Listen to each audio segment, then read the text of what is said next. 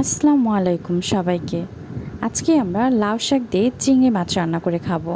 তো তার জন্য প্রথমেই লাগবে লাউ শাক, যা সুন্দর করে কেটে নেওয়া হয়েছে, এবং চিংড়ি মাছ ধুয়ে কেটে নেওয়া হয়েছে এগুলো। এরপর পেঁয়াজ, মরিচ এবং লাগবে আলু।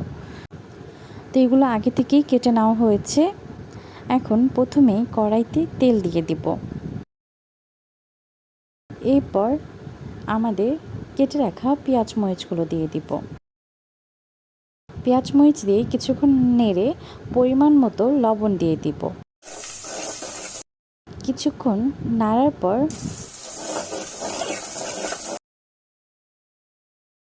যখন দেখব এরকম হয়ে গেছে, তখন চিংড়ি মাছগুলো দিয়ে দিব।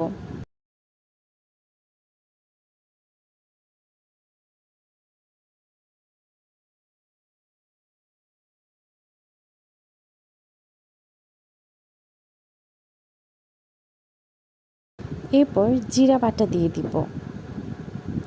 আপনারা আপনাদের পরিমাণ মতোই সব কিছু ব্যবহার করবেন। জিরা বাটার সাথে সামান্য পরিমাণ পানি দিয়ে কষিয়ে নেব।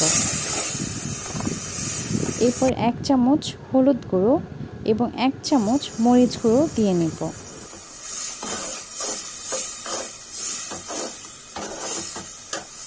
দিয়ে কিছুক্ষণ নেড়ে নেব এবং কেটে রাখা আলুগুলো এটার সাথে অ্যাড করে দিব। আলু দেওয়ার পর নেড়ে নেব।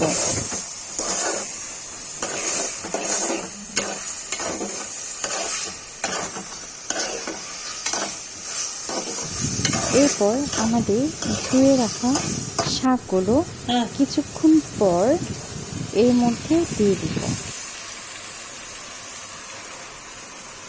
আপনারা চাইলে শাকগুলো আস্তে আস্তে দিতে পারেন, যেন নাড়তে অসুবিধা না হয়। তো আমরা এখানে একবারই দিয়ে দিয়েছি এবং আস্তে আস্তে করে নাড়তে হবে।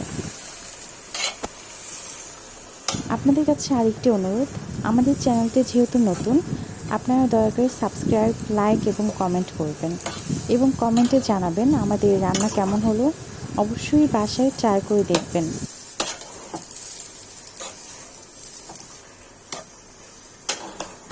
সুন্দর মতো নেড়ে কিছুক্ষণ রেখে দিব, যতক্ষণ না শাকগুলো সিদ্ধ হচ্ছে।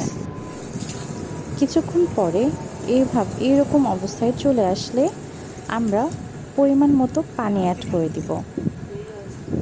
পানি আপনারা আপনাদের ইচ্ছা মতো রাখবেন, যতটুকু আপনাদের ঝোল প্রয়োজন। এবং তারপর প্রায় এরকম হয়ে যাবে দেখতে।